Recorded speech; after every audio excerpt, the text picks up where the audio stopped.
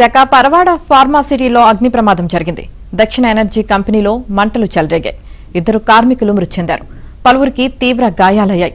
మృతులను అచ్యుతాపురానికి చెందిన వెంకటేష్, గోవాడకు చెందిన త్రినాథ్గా గుర్తించారు. గాయాలైన వారిని ఆసుపత్రికి తరలించి ట్రీట్మెంట్ అందిస్తున్నారు.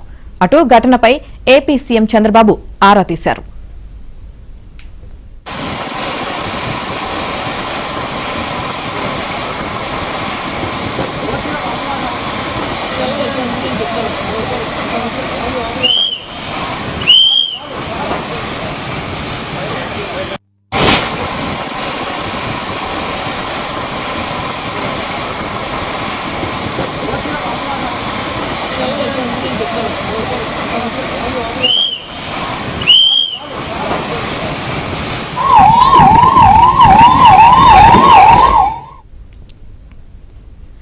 విశాఖ పరవాడ ఫార్మాసిటీలో అగ్ని ప్రమాదం జరిగింది. దక్షిణ ఎనర్జీ కంపెనీలో మంటలు చెలరేగాయి.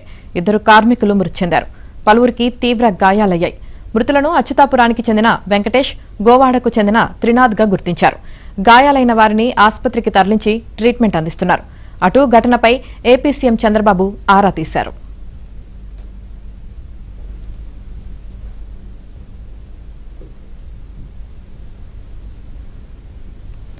విశాఖ పరవాడ ఫార్మాసిటీలో అగ్ని ప్రమాదం జరిగింది. ఇక ఈ అగ్ని ప్రమాదానికి సంబంధించి పూర్తి సమాచారం మా ప్రతినిధి సతీష్ అందిస్తారు. సతీష్. యామని ఈ రోజు విశాఖలో ఫార్మాసిటీలో ప్రమాదం చోటు చేసుకుంది. ఉదయం 6 గంటల ప్రాంతంలో అనకాపల్లి జిల్లా పరవాడ జవహర్లాల్ నెహ్రూ ఫార్మాసిటీలో ఈ విషాదం చోటు చేసుకుంది. ఈ ప్రమాదంలో 2 మృతి చెందారు. 2 కూడా స్థానికులే. ఒకరు వెంకటేష్, మరొకరు త్రినాథ్. 2 కూడా ఆ ప్రమాదం జరిగే సమయానికి అక్కడే ఉండడం వల్ల మృతి చెందినట్లు అధికారికంగా ధృవీకరించారు. ఈ ప్రమాదంలో ఇంకెవరికి గాయాలు గాని మృతి చెందిన అవకాశాలు కూడా లేనట్లుగా ధృవీకరించడం జరిగింది. అయితే ఉదయం 6:30 గంటల ప్రాంతంలో షిఫ్ట్ దిగే క్రమంలో ఈ ప్రమాదం చోటు చేసుకుని తెలుస్తుంది. దక్షిణ ఎనర్జీ కంపెనీలో ప్లాస్టిక్, పైరోలిన్ ఆయిల్, కార్బన్ బ్లాక్ ఉత్పత్తులను తయారు చేస్తారు. ఆయిల్ ని తీసే క్రమంలోనే ఒక్కసారిగా ఆయిల్ లీక్ అయి ఆ ప్రెజర్ కి మంటలు చెలరేగడంతో ఆయిల్ లీక్ అయి వారు అక్కడ మృతి చెందినట్టు తెలుస్తుంది. అయితే ఈ ప్రమాదంలో 2 కూడా ఒకరు అచ్యుతాపురం, మరొకరు గోవాడ ప్రాంతానికి చెందిన వెంకటేష్, త్రినాథులుగా గుర్తించారు. అయితే ఈ ప్రమాదం పైన కూడా జిల్లా యంత్రాంగం కూడా స్పందించింది. హోంమంత్రి వంగలపూడి అనిత కూడా ఎస్పీ వాళ్ళతో కూడా మాట్లాడి ఆ కుటుంబాలకి మేము అండగా ఉంటాము కూడా స్పష్టంగా తయారు చేస్తారు. కానీ కార్మిక సంఘాలు మాత్రం ఈ ప్రమాదాల పైన పెద్ద ఎత్తున డిమాండ్ చేస్తున్నారు.